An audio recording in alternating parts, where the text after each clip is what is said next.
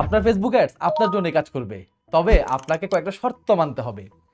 Number 1, আপনি একটা ক্যাম্পেইনের ভেতরে কতগুলো অ্যাড সেট দিবেন এবং প্রত্যেকটা অ্যাড সেটের ভেতরে কতগুলো কন্টেন্ট রাখবেন এবং কোন কোন ফরম্যাটের কন্টেন্ট রাখবেন সেই স্ট্রাকচারটা আপনাকে গুছাই নিতে হবে।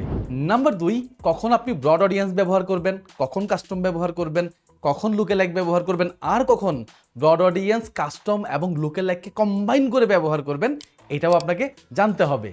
নাম্বার 3, আপনার হাতে কি পরিমাণ ইউনিক কাস্টমারের ডাটা আছে সেটা ফাইন্ড আউট করতে হবে এবং সেই ইউনিক কাস্টমারের ডাটা ব্যবহার করে ভ্যালু বেসড কাস্টম এবং লুকেলাইক অডিয়েন্স ফেসবুককে তৈরি করে দিতে হবে।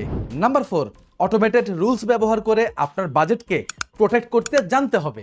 নাম্বার 5, কারেন্ট ক্যাম্পেইন যদি কাজ না করে তাহলে ওল্ড কোনো উইনিং ক্যাম্পেইনকে রিফ্রেশ করা শিখতে হবে। নাম্বার 6, ব্রেকডাউন রিপোর্ট থেকে জেন্ডার, এইজ, প্লেসমেন্ট এবং লোকেশন অনুযায়ী উইনিং সেগমেন্টগুলোকে খুঁজে বের করতে পারতে হবে।